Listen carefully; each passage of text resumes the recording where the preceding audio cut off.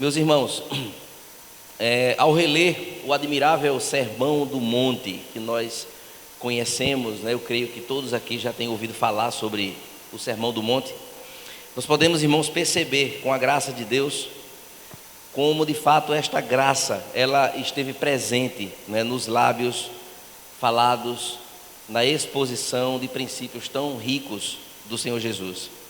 Naquele momento, então, o Nazareno, ele demonstrou que os favores imerecidos de Deus para com o seu povo ultrapassavam as codificações teológicas conhecidas e que vão além da concepção humana e aprofunda-se então no mais profundo da nossa existência. A graça de Deus tem este poder, de assim nos envolver. Após séculos de argumentações sobre os significados da graça, os cristãos precisam despertar para uma verdade, de que é na verdade um fato na nossa vida, na vida do cristão, de que a graça de Deus, irmãos, é o chão da espiritualidade cristã. O Sermão do Monte, portanto, começa felicitando como bem-aventurados os pobres de espírito, como também os chorosos, como também os mansos e os perseguidos. Assim, os triunfantes na vida terrena não podem se gloriar de serem mais privilegiados do que os menos sucedidos, quando partimos então deste pressuposto, ou do pressuposto de que a graça ela é melhor do que a vida.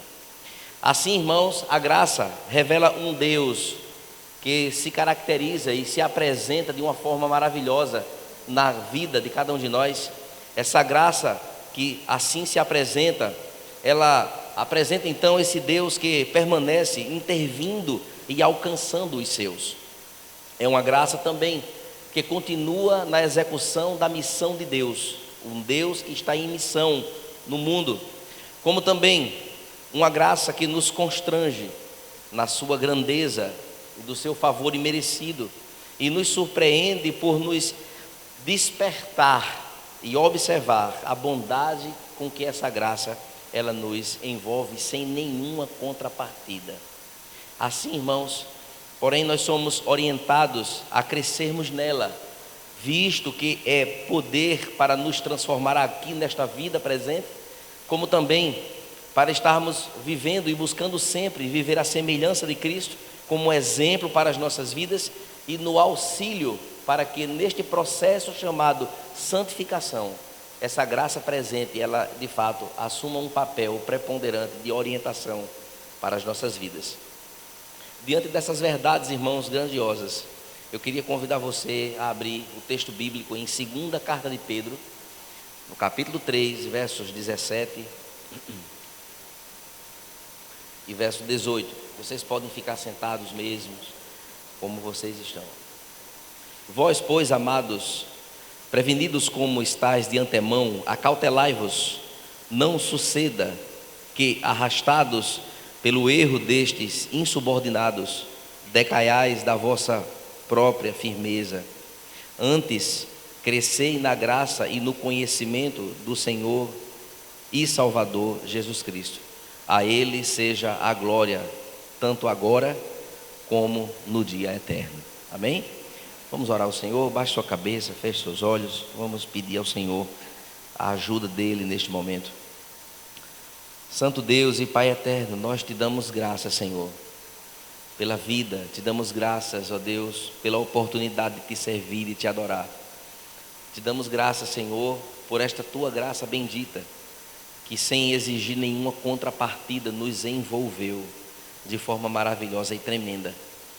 Quero, ó Deus, te pedir nesta hora, Pai, que graciosamente Teu Santo Espírito possa falar ao nosso coração, que as nossas mentes sejam tomadas cativas ao trono da Tua graça e que sejamos, ó Deus, alcançados por este conteúdo tão rico e tão despertador para a nossa fé, de que precisamos crescer na graça e no conhecimento do Senhor Jesus. Assim nós te oramos e nós te agradecemos em nome de Jesus. Amém. Meus irmãos, as cartas do apóstolo Pedro, então, ela denota-se um alerta para os irmãos daquela época. Os irmãos que estavam vivendo de fato uma época de desânimo em sua fé. Eles estavam desanimados na caminhada, mesmo sabendo que o Senhor foi quem os salvou, o Senhor foi quem fez a grande obra redentora na vida daquele povo, mas por conta da dispersão eles se tornaram forasteiros e eram fugitivos agora para não morrer, e precisaram então se espalhar por muitos lugares, não é? E não poderiam mais viver onde estavam, e eles, nesta dispersão, eles viveram então em lugares distantes de Jerusalém, como a Galácia, a Capadócia, como países da Ásia, como também a Bitínia. São nomes estranhos, mas são regiões longínquas que eles precisaram então se dispor para lá. E nessa saída, irmãos, nessa fragmentação de ajuntamento, onde eles não podiam mais viver juntos como igreja do Senhor, ajuntados, precisaram então se espalhar. A fé dessas pessoas começou a enfraquecer. O ardor no coração, o desânimo começou a invadir corações. A igreja do Senhor, embora espalhada, começou agora a viver um tempo de entristecimento, né, por conta da perseguição que era muito grande, e eles de fato estavam convictos de que o Senhor os havia salvado. Não diferente do nosso tempo hoje, não por uma perseguição, mas hoje nós vivemos um tempo em que as pessoas elas procuram uma felicidade em torno da pessoa do Senhor Jesus, né, que de fato elas não encontram da forma como elas querem, porque elas estão preocupadas não com a vivência com esse Deus real e verdadeira, mas estão querendo apenas os favores que esse Deus possa dar na terra aqui, nesta existência aqui. Não a preocupação de viver com olhares ao mundo que nos aguarda, à eternidade que nos espera. Então, desassociados da verdade absoluta, que é a palavra de Deus, não há suficiente alegria no coração dessas pessoas que vivem hoje no nosso tempo e vivem essa tristeza, buscando então sempre alguém que traga uma palavra, que busque alguma coisa, que traga alguma coisa nova, quando a escritura já está escrita, ela já está posta. O grande problema é que hoje as pessoas não querem mais ter tempo com a palavra, buscar verdadeiramente um convívio com o Senhor Jesus de verdade, desprovido de qualquer outro interesse que não seja viver com Ele. Então há de fato nesse tempo um entristecimento diferente daquele tempo, mas aquele tempo a tristeza não era por conta dos fatores de hoje, eram por outros fatores de fato, de preservação da vida por conta do Evangelho. E aí, meus irmãos, especificamente, o apóstolo Pedro então agora toma a iniciativa de escrever para esses irmãos uma carta para relembrar para eles naquela época o que Deus já havia feito na vida deles. E meus irmãos, como de fato isso é interessante nós observarmos que no capítulo 3 em que nós lemos, versos anteriores nos apresentam de fato uma relação de coisas que o apóstolo Pedro ele traz para que sejam lembrados, para que eles possam ver, olha, Deus fez isso e isso por vocês, e por que é que vocês estão entristecidos? Vocês precisam de fato se levantarem, vocês precisam de fato buscar de fato este início, essa motivação, pois Deus já fez muito por vocês, Deus fez muitas coisas na vida de vocês e parece que vocês esqueceram. E naquele tempo, irmãos, essa carta, especificamente no capítulo 3, mostra de forma muito clara alguns pontos que eu queria trazer para os irmãos. Observe que no verso 2 e o verso 3 deste mesmo capítulo, a gente observa que o apóstolo Pedro, ele começou então falando sobre os aspectos escatológicos anunciados pelos profetas e que, de fato, eles poderiam serem zombados por conta da fé. E dizer, olha, as coisas escatológicas que foram ditas para vocês é que o Senhor voltará, a esperança, o Senhor é o nosso Deus. Vocês precisam lembrar das promessas que foram feitas. Aí quando nos versos 8 e 9 do capítulo 3 de 2 Pedro, Pedro então assegurou que Deus é o Senhor do tempo. Um dia para Ele é como 1000 anos e 1000 anos como um dia. Ele não retarda as suas promessas.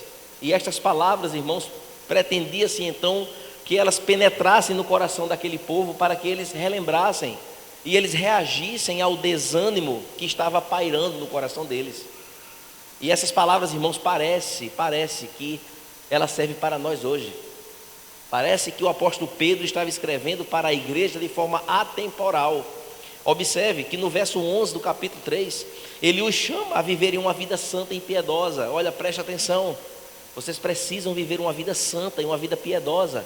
E o que é uma vida santa e uma vida piedosa? É uma vida correta e uma vida comprometida, que tem temor na vida. E por que o apóstolo Pedro falou exatamente esta frase? Por que ele falou exatamente isso aqui? Porque quando nós nos afastamos da comunhão ajuntada, quando nós nos afastamos das escrituras, a frieza espiritual invade o nosso interior e a gente passa a olhar com desdém a pessoa de Cristo, a pessoa do nosso Deus e o poder do Espírito Santo. Crente fraco na caminhada não tem outro diagnóstico, é distanciamento da palavra de Deus. E aí ele traz este ponto e diz: olha, vocês precisam viver uma vida santa e piedosa. Isso está no verso 11. No verso 12, então, ele menciona a parousia, que está muito claro para nós hoje aqui, por exemplo. A parousia é a segunda vinda de Cristo. Ele prometeu vir. Hoje estaremos aqui diante da mesa do Senhor para justamente, in memoriam, relembrar aquilo que o Senhor fez na cruz. Observe, irmãos, que no verso 13, ele diz que ele relembrou acerca do novo céu e da nova terra que nos aguarda, pois a nossa vida aqui, ela é temporal, ela acabará, encerrará.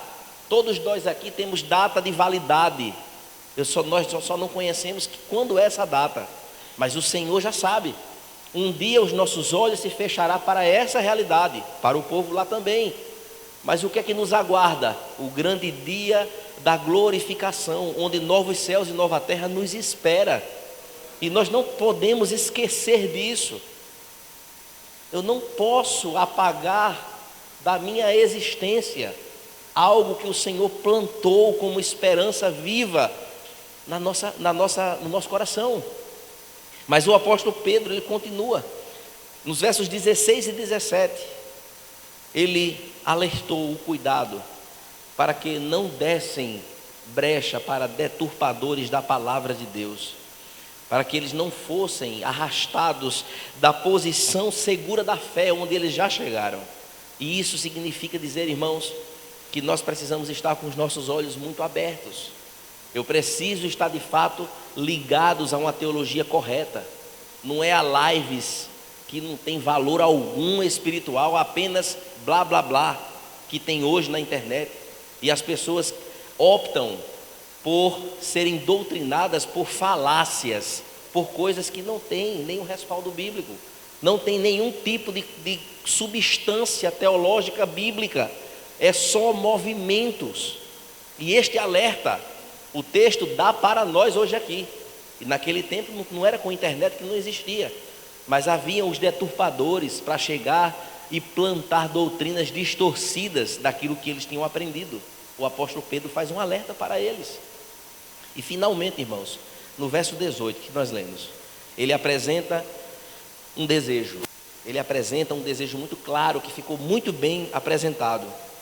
O desejo do apóstolo Pedro é que eles pudessem crescer na graça e no conhecimento do Senhor e Salvador Jesus Cristo.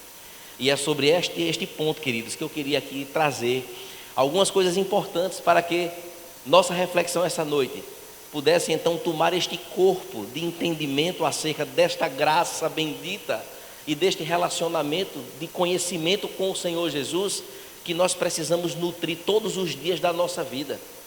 Eu já preguei esse sermão outra vez há algum tempo atrás, mas sempre eu preciso voltar para este sermão para que uma manutenção possa acontecer nos nossos pressupostos. E eu queria dizer para os irmãos que eu preciso então trazer os amados irmãos para um entendimento muito claro desta graça que nos alcançou. A graça de Deus, irmãos, é uma coisa que acontece sem contrapartida, como nós lemos. É uma graça que se apresentou para mim e para você, mas nós não fizemos nada antes para que essa graça chegasse. O Senhor nosso Deus, Ele derramou do seu amor gracioso muito antes da nossa existência aqui na terra. Antes que o mundo viesse a ser palpável e existir, esse Deus já era um Deus gracioso, que se apresentou para a sua criação de forma graciosa.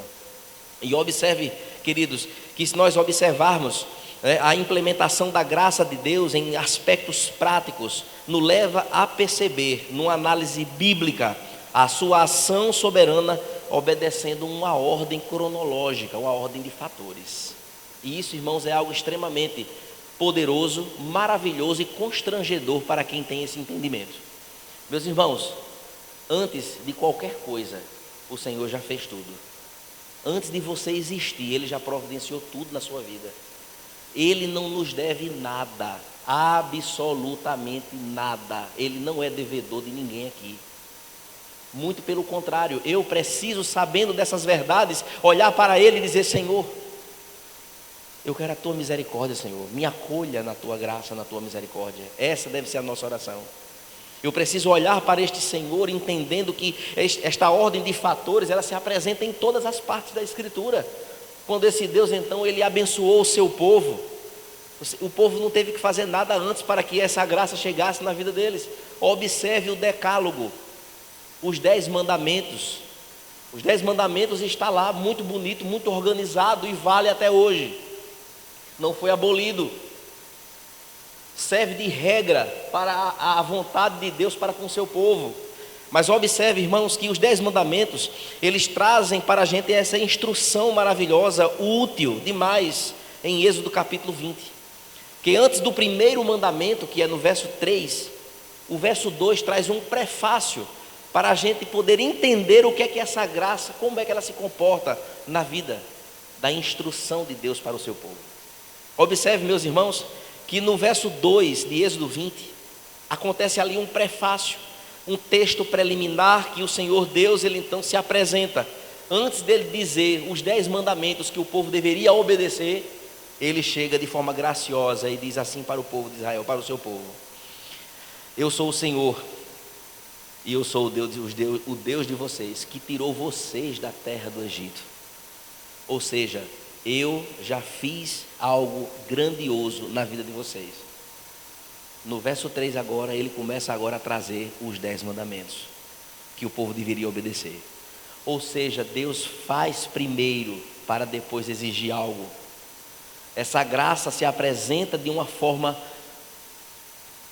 poderosa nos seus atos perfeitos em direção a nós, para que agora Ele possa exigir de nós algo. Observe, meus irmãos, Deus tem abençoado muitas vidas que têm rejeitado o Evangelho. Mas Deus tem abençoado tanto essas pessoas. Deus tem levantado tantas oportunidades para que essas pessoas ouçam o Evangelho. E essas pessoas continuam dando as costas para Deus. Ou seja, é uma graça que se apresentou, mas que o homem recusou. Observe, meus irmãos, como isso é grandioso. Porque a forma como Deus trabalha, Ele primeiro apresenta os seus imperativos, aliás, os indicativos, para depois os seus imperativos. Essa é a ordem para que nós possamos compreender. Os 10 mandamentos estão lá como imperativos de Deus: vocês não matem, não roubem, não adulterarás, não faça isso, não faça aquilo, um monte de coisa, não terás outros deuses diante de mim. Está lá os mandamentos. Mas antes de Deus expor esses imperativos, Ele primeiro dá os indicativos. Esses indicativos justamente é a graça dele. Olha, eu sou o Senhor de vocês, eu sou o Deus de vocês, eu tirei vocês do cativeiro lá do Egito, eu salvei a vida de vocês. E, meus irmãos, que resposta nós temos dado a esse Deus? Que resposta eu tenho dado a esse Deus depois dos indicativos que esse Deus tem dado? É como se Ele estivesse dizendo assim: olha, meu filho, eu dei a você saúde, eu dou a você condição financeira, eu dou a você uma casa para você morar, eu tenho dado para você condições de você sobreviver, eu tenho dado família para você, você tem filhos, você tem esposa, você tem marido, você tem oportunidades, você cresceu na sociedade, você é uma pessoa inteligente, eu estou lhe dando tudo isso para você de presente. Eu tenho feito tudo isso. E eu ainda dei o meu amor por você naquela cruz, para poder resgatar a sua vida. O que é que eu tenho feito de resposta a tudo isso? Levado uma vida medíocre espiritualmente? Que encara a realidade bíblica de qualquer forma? Como é que eu tenho agora me portado diante de um Senhor que fez tudo para mim? Será possível que Satanás vai ter mais força de influência do que os grandes feitos deste Deus sobre as nossas vidas? Eu preciso me posicionar, irmãos. Nós precisamos nos posicionar. O nosso eu precisa estar muito lá longe, em detrimento da vontade de Deus. A vontade de Deus, ela é boa, ela é perfeita, é agradável, e graciosamente ela se colocou de forma perfeita para nos abençoar. E o que é que eu tenho feito? Será que eu não estou entendendo essa verdade? Será que eu estou alheio a todos esses movimentos que Deus fez na nossa vida? Eu preciso compreender isso, irmãos, pois esses imperativos, esses indicativos nos envolvem tanto nos aspectos salvíficos, como também no ensino da sua palavra. Observe que Deus providencialmente, Ele providenciou um plano perfeito para nos salvar. Ele ainda fez com que fossem preservados os escritos, para que a Bíblia Sagrada pudesse chegar nas nossas mãos, para dizer assim: a minha presença está com vocês neste livro, vocês precisam me conhecer nele. E o que é que a gente tem feito? Muitas vezes banalizado o momento de estar com Deus. Vale muito mais o Instagram do que a palavra. Nós somos tendenciosos a fazer isso, a fazer essa troca medíocre, essa troca apodrecida de sentido. E aí, meus irmãos, o apóstolo Pedro, não diferente, o texto que ele escreveu no 3º capítulo da sua 2ª carta, Pedro segue esta mesma ordem de fatores, onde inicia então a sua fala, falando das coisas que foram feitas para aquele povo, para que eles não ficassem entristecidos. Olha, a tristeza de vocês precisa ter um fim. Sabe por quê? Porque tem muita coisa boa que aconteceu na vida de vocês e vocês parece que esqueceram. Era como se Pedro estivesse dizendo: olha, o Senhor livrou vocês da morte eterna. Vocês foram alvos do amor de Deus. Ele livrou vocês, abençoou a vida de vocês. Aquilo que mais vocês queriam, que não tinham nem mais esperança de sair daquele cativeiro, Ele foi quem fez com que vocês saíssem de lá. Então não fiquem desanimados. Antes cresçam na graça e no conhecimento do Senhor Jesus. Parece ser uma frase simples, mas que tem implicações profundas. Observe, irmãos, que olhando para esse texto lido, observar então o verso 17, que Pedro então lança a mão desse pressuposto de entendimento. Aquele povo sabia de tudo aquilo que Pedro estava falando nos versos anteriores. Você está lembrado disso? É como se ele estivesse perguntando assim. E o povo: estamos lembrados. Estão lembrados disso? Sim, estamos lembrados. Estão lembrados disso? Estamos lembrados. Então cresçam na graça e no conhecimento do Senhor Jesus. Façam isso. Esta é a orientação do apóstolo Pedro. Pedro exorta, irmãos, naquela ocasião, para que eles perseverassem na fé. Certamente Pedro sabia o que era se afastar da comunhão do Senhor. Pedro sabia disso, pois uma certa vez ele se afastou dessa comunhão, quando ele negou Jesus 3 vezes. Ele sabia o quanto foi difícil viver distante. E o alerta de Pedro é: cresçam na graça. Não se esqueçam dos grandes feitos do Senhor. Podemos compreender, irmãos, na mesma instrução desta carta. De fato, nos apresenta o mesmo pano de fundo dos nossos dias, como temos falado. Pois o Senhor providenciou graciosamente salvação, cuidou da nossa geografia, livrou-nos da pandemia. Amém? Todos que estão aqui, se foram infectados, foram curados, para a glória de Deus. Será que você ainda tem dúvida que Deus tem um propósito na sua vida, meu irmão e minha irmã? Você não está aqui por acaso. Você está aqui porque o Senhor preservou a nossa vida. Amém? Não tenha dúvida disso. Observe, irmãos, que o Senhor, Ele fez promessas maravilhosas, previstas na sua Escritura. As intervenções de Deus na nossa vida são grandiosas. A nossa igreja, que aqui está, quando eu digo nossa, não é porque é minha não, é porque eu sou apenas uma ovelha também, junto com vocês. É a nossa igreja, a nossa comunidade, onde fazemos parte. Pois quem é dono dessa igreja é Ele, é o Senhor. E meus irmãos, os livramentos, a palavra de Deus acessível a cada um de nós, a paz do Senhor presente nos nossos corações, o nosso relacionamento com Ele, as oportunidades que nós temos tido de nos reunirmos aqui nas quartas-feiras, no sábado, depende da reunião, no domingo pela manhã, no domingo à noite. Sabe o que é que isso tudo representa? Expressões da graça de Deus sobre as nossas vidas. E com que seriedade eu tenho encarado essas coisas aqui?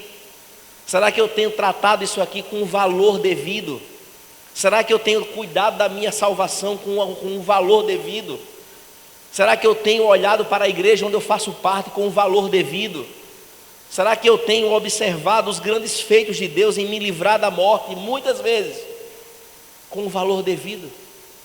Será que eu tenho encarado a realidade de oportunidades que nós temos de crescer em tantas áreas com o valor devido, como graça do Senhor? Será que eu tenho olhado para esta mesa com o valor devido, de que Ele te envolveu em seus planos maravilhosos e de que um dia nós estaremos com Ele na glória eternamente? Meus irmãos, enfim, nós precisamos, queridos, estar hoje lembrados de tudo isso e tantas outras coisas, do operar de Deus na nossa individualidade. E uma observação eu queria trazer para nós, a estarmos de olhos abertos, irmãos, para que nenhum tipo de artimanha de Satanás ela entre no nosso coração. Não vamos flertar, irmãos, com o que não presta. Não vamos paquerar com o que não é de Deus. Não vamos chegar na beirada das coisas, no perigo, no limite. Não, fique longe do limite o máximo que você puder. Precisamos estar alertas a isso, porque coisas sutis adentram no coração humano, trazendo destruição daquilo que nós temos aprendido. Isso está nos meios de comunicação, que traz para nós a mensagem do relativismo, de que para que isso? Para que igreja? Nós temos ouvido tantos desigrejados, revoltados com pessoas, não com Cristo, e que têm vivido momentos de horrores em suas vidas, por pensarem assim. Observe, irmãos, que no verso 18, então, no apontamento de Pedro há uma vereda, um caminho que glorifica a Deus, que é exatamente uma vereda de paz e de vida, de regozijo. Ele faz com que, de fato, irmãos, nós venhamos a buscar e a seguir, crescer de fato nesta graça e no conhecimento do Senhor Jesus. Aqui na conclusão, então, do capítulo 3, Pedro assinala, irmãos, estas características da vida cristã. A nossa vida, ela tem um propósito e ela precisa ser atentamente cuidada, nutrida e zelada. Nós somos crentes não apenas para estar sentados em bancos, como eu tenho falado sempre. Nós não somos crentes apenas para botar lá na bio do Instagram, cristão. Não, não é só isso. Não é apenas se vestir de uma forma adequada de um crente. Não é apenas vir à igreja, não é apenas isso. Não é somente isso. Existe um sentido, existe um propósito estabelecido pela palavra, que isso deve ser de fato o que nos impulsiona e nos motiva a viver a vida cristã. Que é exatamente isso, essas características: crescer na graça e crescer no conhecimento do Senhor Jesus. Mas, meus irmãos, o que de fato seria, o que significa esse crescer na graça? O que é isso, pastor? Eu preciso entender o que é crescer na graça. Se a graça eu recebo de Deus, o que é que eu vou crescer nisso? Como é que isso funciona? Mas eu preciso entender que crescer na graça, irmãos, significa viver intensamente o favor desta graça na nossa vida. É como se eu estivesse crescendo no entendimento, em receber de Deus esta graça e poder retribuir com o meu coração, com o meu louvor, com a minha vida, e não ser apático a esta graça, aos efeitos graciosos dessa graça. É enxergar, irmãos, a bondade do Senhor na nossa vida não merecida. Pois quantas vezes Deus proveu para nós em momentos que não tinha solução alguma, e o Senhor simplesmente aparece alguém, uma forma, e chega e nos atende de forma soberana. Porque Deus é um Deus presente, Deus é um Deus que providencia, é um Deus que derrama da graça dele, mesmo a gente falho como nós somos, mesmo falhos como nós somos. Ontem na palestra de casais nós falávamos isso. Se lembre, a mulher com quem você casou, ela é pecadora e ela é imperfeita. Você, esposa, seu marido, pecador imperfeito. Nós somos assim, em busca neste processo de santificação, que por mim mesmo sozinho eu não vou conseguir, mas a graça de Deus que se apresenta nas nossas vidas nos capacitará para este crescimento, amém? Mas eu preciso buscar, esta é a nossa parte. Quando o apóstolo Pedro diz, antes cresçam na graça, ou seja, é a sua parte. O que é que você está fazendo? Você não está numa piscina boiando, numa cama flutuante. Não é assim que vive a vida cristã. A vida cristã não vive dessa forma. A vida cristã, ela é uma luta diária, uma busca. É a gente dizer para o nosso coração quando o coração quer fazer o contrário. É a gente dizer, coração, você vai fazer aquilo que Deus quer que você faça. E você fique na sua. Pode conversar assim, feito alguém que está falando sozinho. Porque o nosso coração, ele só quer distanciamento do Senhor. E eu preciso, irmãos, entender que este crescimento é algo que às vezes nos faz sofrer. Porque dizer não à nossa própria natureza é difícil. Dizer não para aquilo que a nossa carne quer fazer não é fácil. É um desafio. Dizer não quando o nosso eu quer, e a gente dizer, Deus disse que não, então é não e acabou, e ponto final. Eu tenho que fazer uma opção. Neste crescimento, irmãos, eu vou desfrutar de tribulações, vou sim. Eu vou viver momentos de sofrimento, vou sim. Porque, meus irmãos, só experimenta deste processo quem de fato está nesta condição de crescimento desta graça.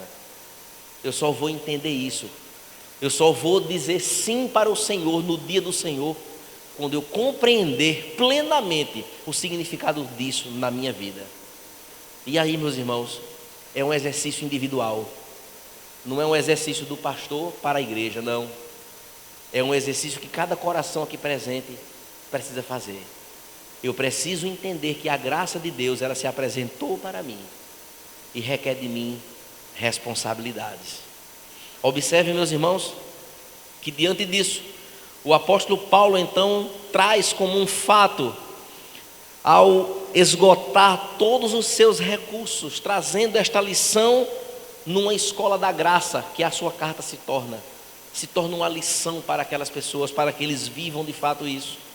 Ao apóstolo Paulo, irmãos, Deus disse uma certa vez, o apóstolo Paulo vivia com uma problemática muito profunda em sua vida, que nós não deciframos ao certo o que seria, porque é misterioso.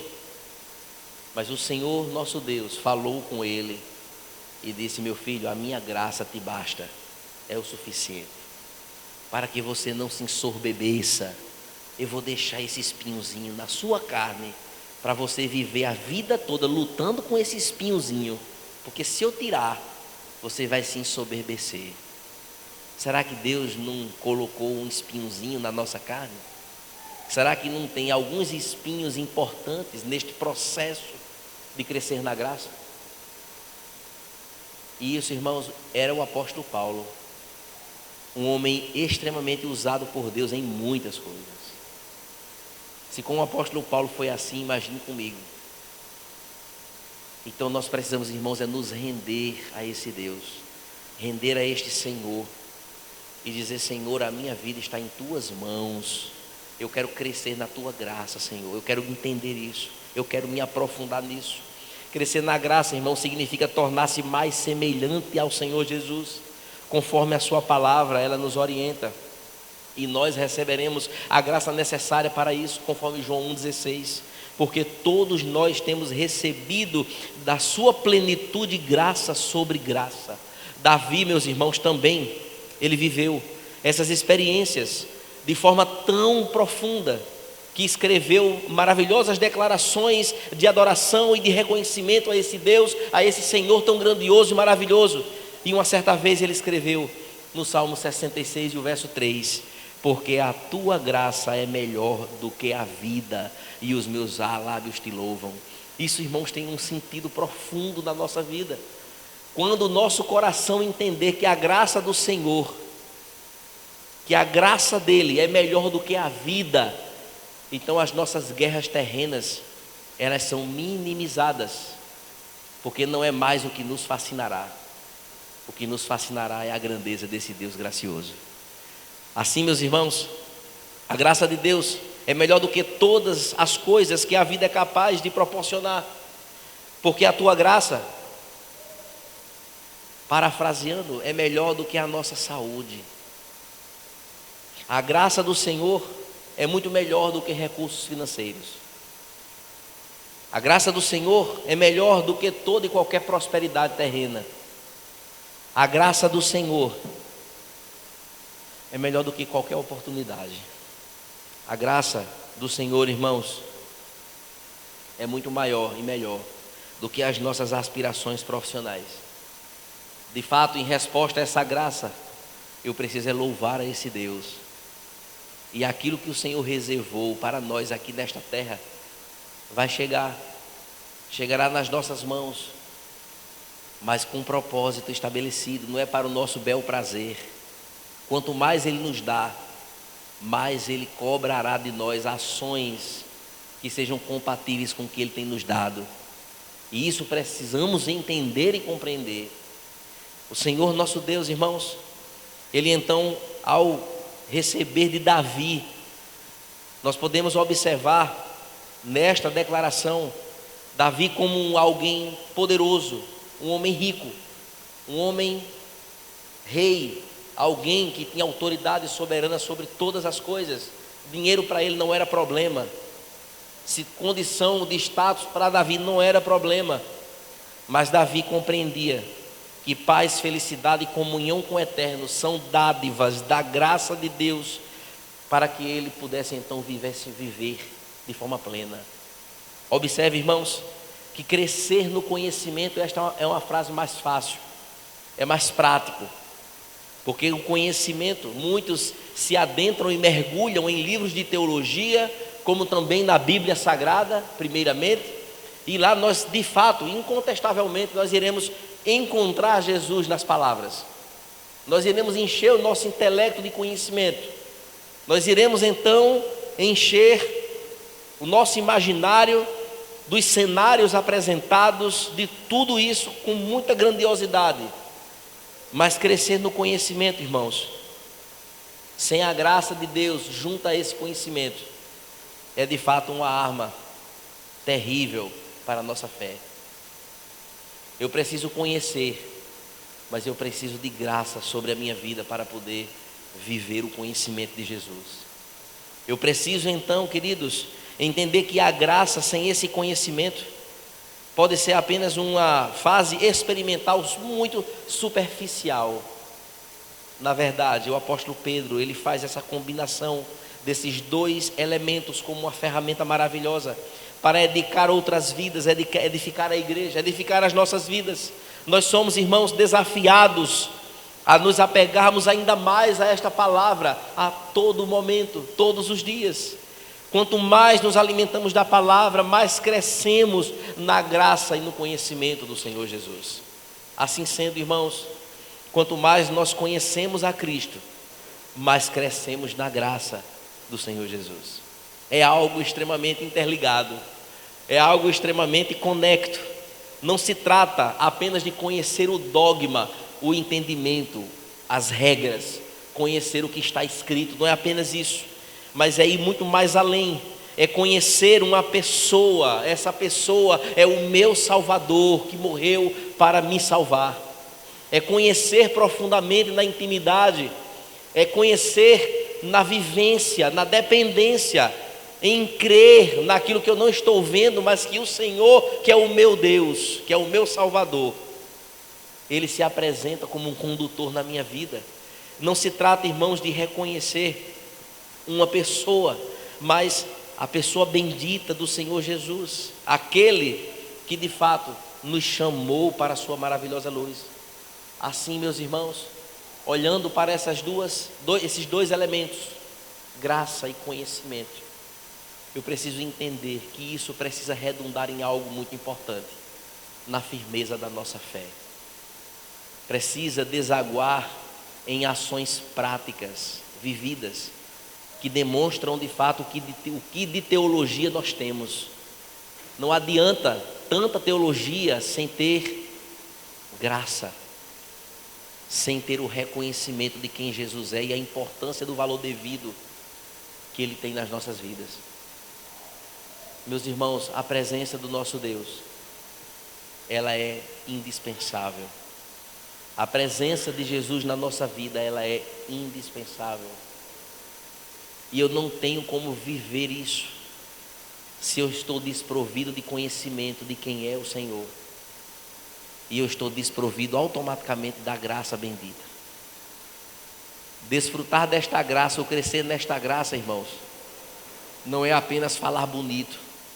Não é isso. Desfrutar desta graça, irmãos, é de fato o complemento resultante de um conhecimento genuíno de quem é o Senhor Jesus.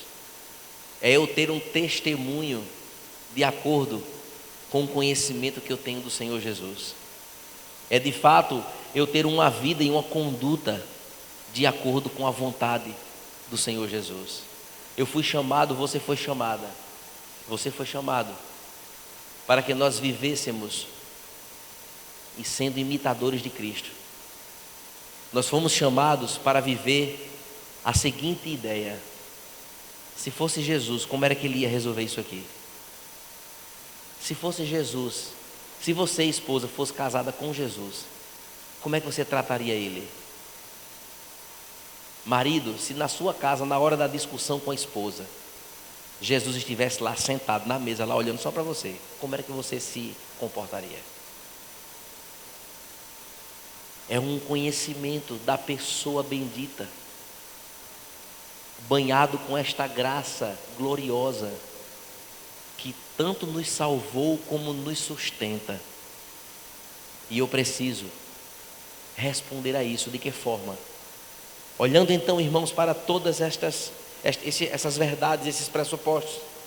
A vinda do Senhor é certa. Ele virá nos buscar. Amém?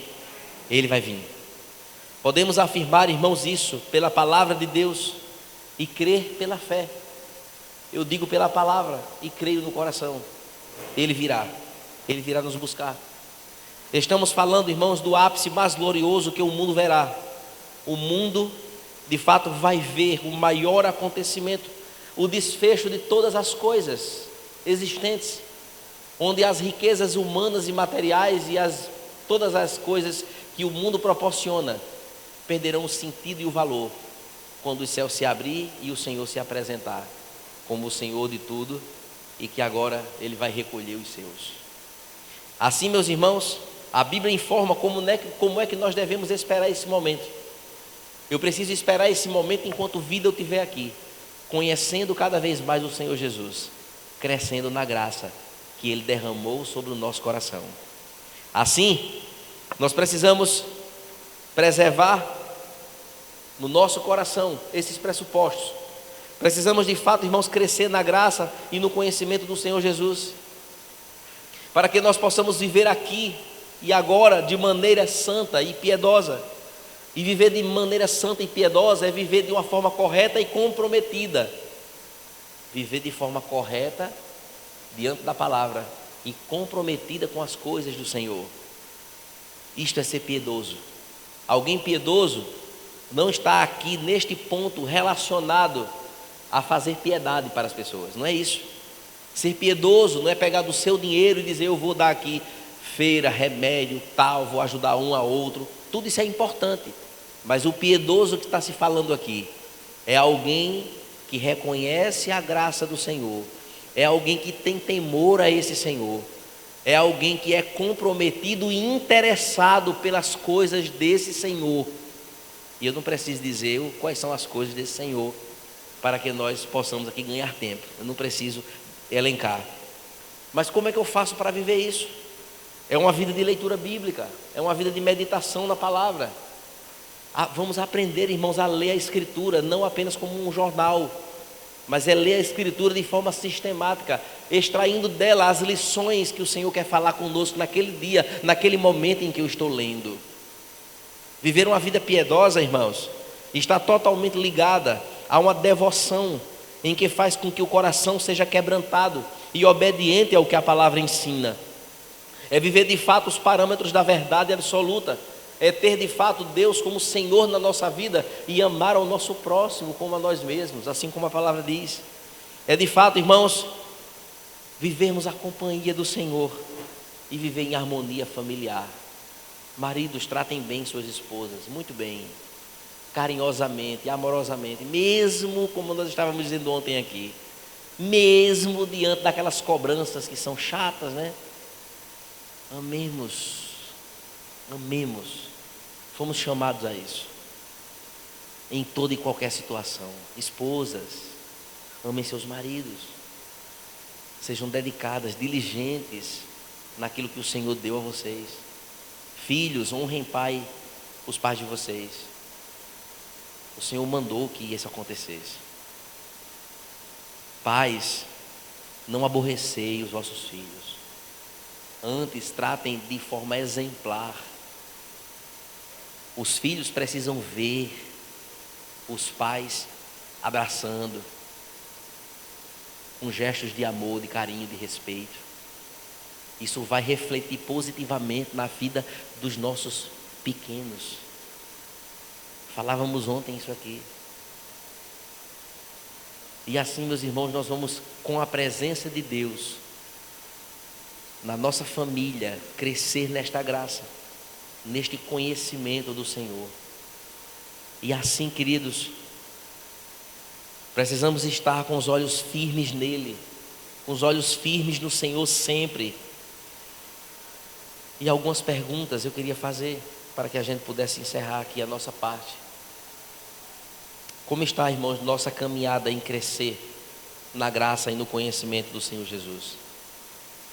Temos tido cuidado, irmãos, com os assédios à nossa fé? Ou a gente tem achado que é bobagem, que é besteira?